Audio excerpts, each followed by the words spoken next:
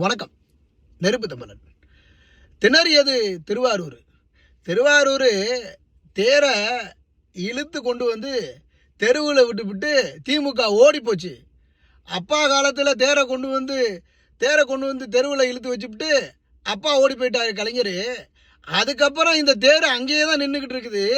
இந்த தேர் நகரக்கூட வழி இல்லைங்க, தமிழ்நாடு தத்தளிக்குது அப்படின்னு நம்ம ஆள் இன்னைக்கு அடி நடிச்சிருக்காப்புல.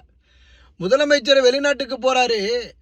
முதலமைச்சர் வெளிநாட்டுக்கு போறது எதற்கு? கோடி கோடியாக இங்கே இருக்கக்கூடிய பணங்களை கொள்ளையடித்து அங்கே முதலீடு செய்வதற்கு போறான்னு நேருக்கு நேராக நெத்தியடி அடிச்சிருக்கிறாப்புல. சிஎம் சார் பதில் சொல்லுங்க சார் அப்படிங்கிறாரு. திருவாரூர்ல இருக்கக்கூடிய ஒட்டுமொத்த பிரச்சனைகளையும் இன்னைக்கு சொல்லியிருக்கிறாரு. திருவாரூர்ல என்னென்ன பிரச்சனை இருக்குது? ரோடு போட்டியா? பஸ்ஸுக்கு வழி இருக்குதா? இதற்கு வழி இருக்குதா? அதுக்கு வழி இருக்குதா? எல்லாத்துக்கும் என்ன வழி வச்சிருக்கிற? இந்த ஊர் எப்படி இருக்குது? என்ன நிலைமையில் இருக்குது? அப்படிங்கிறத கேள்வியை கேட்டிருக்கிறாரு. இப்போது இதுதான் அரசியலுக்கு தேவை.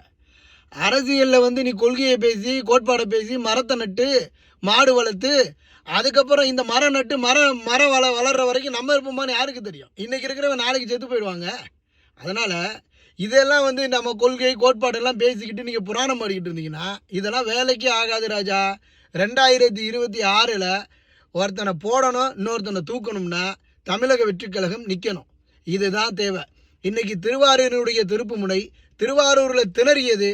இவங்களுடைய திருவாரூர் கோட்டையில் திமுகவை துவம்சம் பண்ணலைன்னா பாருங்கள், ஒட்டுமொத்த திமுகவினுடைய ஒட்டுமொத்த அராஜகத்தையும் தமிழக வெற்றிக் கழகம் மட்டும்தான் அடித்து தூக்க முடியும். அண்ணன் பேசினார், 15 வருஷமாக திமுகவை எடுத்து தான் பேசிக்கிட்டு இருந்தார். அண்ணனால் என்ன செய்ய முடிஞ்சிச்சு? அண்ணனால் கொஞ்சம் கொஞ்சமாக தான் போக முடிஞ்சிச்சு. அண்ணன் மாட்டு வண்டியில் போய்கிட்டு இருக்கிறாரு, இவன் ஃப்ளைட்டில் போய்கிட்டு இருக்கிறான். எங்களுக்கு தேவை இந்த ஃப்ளைட்டில் போகிற அரசியல் தான் வேணும். மாட்டு வண்டி அரசியலில் போகிற வரைக்கும் நம்ம உயிரோடு இருக்கணுமே.